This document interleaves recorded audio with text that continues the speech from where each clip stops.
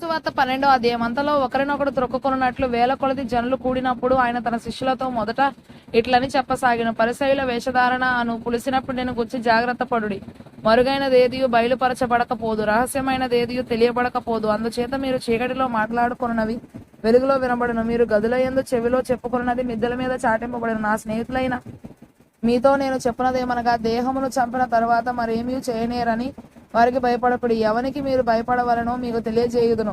చంపిన తరువాత నరకంలో పడద్రోయే శక్తి గల వానికి భయపడుడి. ఆయనకే భయపడని మీతో చెప్పుచున్నాను. 5 పిచ్చుకలు 2 కాసులకు అమ్మబడును కదా, అయినను వాటిలో ఒకటైనను దేవుని ఎదుట మరువబడదు.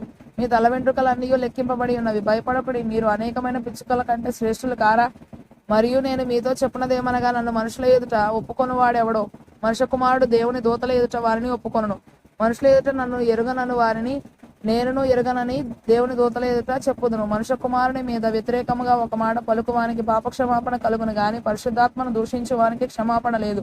వారు సమాజ మందిరంలో పెద్దల యొద్దకును అధిపతుల యొద్దకును అధికారుల యొద్దకును మిమ్మల్ని తీసుకొని పోవునప్పుడు మీరు ఎలాగూ ఏమి ఉత్తరం ఇచ్చేదమా, ఏమి మాటలాడుదుమా అని చింతింపకుడి. మీరేమి చెప్పవలసినది పరిశుద్ధాత్మ గడియలోనే మీకు నేర్పునను.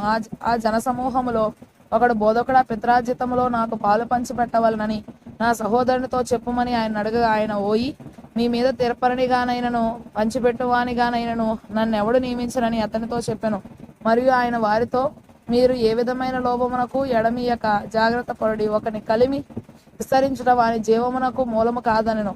మరియు ఆయన వారితో ఈ ఉపమానము చెప్పెను. ఒక ధనవంతుని భూమి సమృద్ధిగా పండెను. అప్పుడు అతడు, నా పంట సమకూర్చుకొనుటకు నాకు స్థలము చాలదు గనుక నేనేమి చేతునని తనలో తాను ఆలోచించుకొని, నేను ఇలాగు చేతును, నా కొట్లు విప్పి వాటికంటే గొప్ప వాటిని కట్టించి అందులో నా ధాన్యం అంతటిని నా ఆస్తిని సమకూర్చుకొని, నా ప్రాణముతో ప్రాణమా, అనేక సంవత్సరములకు విస్తారమైన ఆస్తి నీకు సమకూర్చబడి ఉన్నది. సుఖించుము, తినుము, త్రాగుము, సంతోషించమని చెప్పుకొందుననుకొనెను.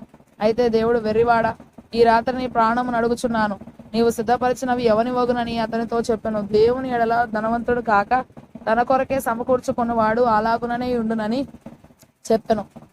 అంతటా ఆయన తన శిష్యులతో ఇట్లనెను, ఈ హేతువు చేత మీరు ఏమి తిందుమో అని మీ ప్రాణమును గూర్చి అయినను, ఏమి ధరించుకొందుము అని మీ దేహమును గూర్చి అయినను చింతింపకుడి. ఆహారము కంటే ప్రాణమును, వస్త్రము కంటే దేహమును గొప్పవి కావా? కాకుల సంగతి విచారించి చూడుడి, అవి విత్తవు, కోయవు, వాటికి గరిసెలేదు, కొట్టులేదు, అయినను దేవుడు వాటిని పోషించుచున్నాడు. మీరు పక్షుల కంటే ఎంతో శ్రేష్ఠులు. మరియు మీలో ఎవడు చింతించడం వలన తన ఎత్తును మూరెడు ఎక్కువ చేసుకొనగలడు? కాబట్టి అన్నిటికంటే తక్కువైనవి మీ చేత కాకపోతే తక్కిన వాటిని గుర్చి మీరు చింతింపనేలా. పువ్వులు ఎలాగూ ఎదుగుచున్నవో ఆలోచించుడి, అవి కష్టపడవు, పడుకవు, అయినను తన సమస్త వైభవముతో కూడిన సొలొమోను సైతం వీటిలో ఒకదాని వలనైనా అలంకరింపబడలేదని మీతో చెప్పుచున్నాను. నేడు పొలములో ఉండి రేపు పొయ్యిలో వేయబడు అడవి గడ్డిని దేవుడు ఇలాగ అలంకరించిన ఎడల అల్పవిశ్వాసులారా, మీకు మరి ఎంతో నిశ్చయముగా వస్త్రములను ఇచ్చును. ఏమి తిందుమో, ఏమి త్రాగుదుమో అని విచారింపకుడి, అనుమానం కలిగి ఉండకుడి. ఈ లోకపు జనులు వీటిని అన్నిటిని వెదకుదురు. ఇవి మీకు కావలసి ఉన్నవని మీ తండ్రికి తెలియను. మీరైతే ఆయన రాజ్యమును అనేక ప్రాచీన ప్రతులలో దేవుని రాజ్యమును అని పాఠాంతరము వెదకుడి, దానితో కూడా ఇవి మీకు అనుగ్రహింపబడను. చిన్న మంద, భయపడకుడి, మీకు రాజ్యం అనుగ్రహించుటకు మీ తండ్రికి ఇష్టమై ఉన్నది. మీకు కలిగిన వాటిని అమ్మి ధర్మము చేయుడి. పాత గిలని సంచులను, పరలోకమందు అక్షయమైన ధనమును సంపాదించుకొనుడి. అక్కడికి దొంగ రాడు, చిమ్మెట కొట్టదు. మీ ధనం ఎక్కడ ఉండునో అక్కడనే మీ హృదయం ఉండును. మీ నడుములు కట్టుకొని ఉండుడి, మీ దీపములు వెలుగుచుండనీయుడి. తన ప్రభువు పెండ్లి విందు నుండి వచ్చి తట్టగానే అతనికి తలుపు తీయుటకు అతడు ఎప్పుడు వచ్చునో అని అతని కొరకు ఎదురు చూచు మనుషుల వలె ఉండుడి. ప్రభు వచ్చి ఏ దాసులు మెలకుగా ఉండుట కనుగొననో ఆ దాసులు ధన్యులు. అతడు నడుము కట్టుకొని వారిని భోజన పంక్తిని కూర్చుండబెట్టి తానే వచ్చి వారికి ఉపచారము చేయనని మీతో నిశ్చయముగా చెప్పుచున్నాను. మరియు అతడు 2వ జామున వచ్చినను 3వ జామున వచ్చినను ఏ దాసులు మెలకుగా ఉండుట కనుగొననో ఆ దాసులు ధన్యులు. దొంగ ఏ గడియను వచ్చునో ఇంటి యజమానునికి తెలిసిన ఎడల అతడు మెలకుగా ఉండి తన ఇంటికి కన్నము వేయనీయడని తెలుసుకొనుడి. మీరు అనుకొనని గడియలో మనుష్య కుమారుడు వచ్చును గనుక మీరును సిద్ధముగా ఉండుడని చెప్పాను. అప్పుడు పేతురు, ప్రభువా, ఈ ఉపమానము మాతోనే చెప్పుచున్నావా, అందరితోనూ చెప్పుచున్నావా అని ఆయన అడగగా, ప్రభు ఇట్లనను, తగిన కాలమున ప్రతివానికి ఆహారము పెట్టుటకు యజమానుడు తన ఇంటి వారి మీద నియమించినట్టు నమ్మకమైన బుద్ధిగల గృహ నిర్వాహకుడెవడు?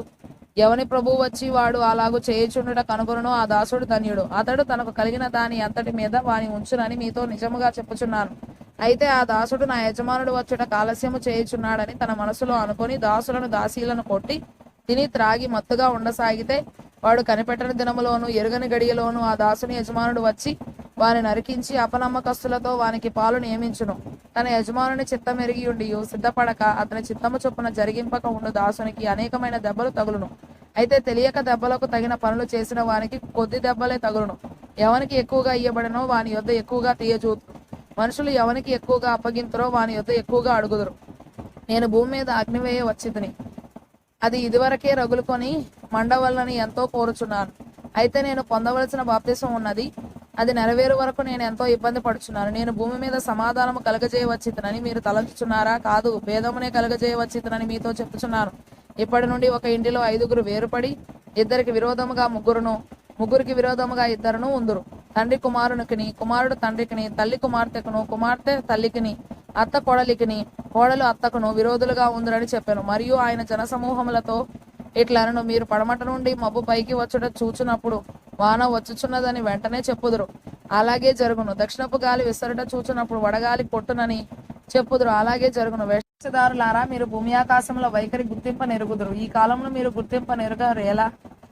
ఏది న్యాయమో మీ అంతటా మీరు విమర్శింపరేలా? వాదించు వానితో కూడా అధికారి యొద్దకు నీవు వెళ్ళుచుండగా అతని చేతి నుండి తప్పించుకొనుటకు త్రోవలోనే ప్రయత్నము చేయము, లేదా అతడు ఒకవేళ నేను న్యాయాధిపతి యొద్దకు ఈడ్చుకొని పోవును. న్యాయాధిపతి నిన్ను బండ్రోతునకు అప్పగించును, బండ్రోతు నిన్ను చెరసాలలో వేయును. నీవు కడపటి కాసు చెల్లించే వరకు వెలుపలికి రానే రావని నీతో చెప్పుచున్నాను నేను.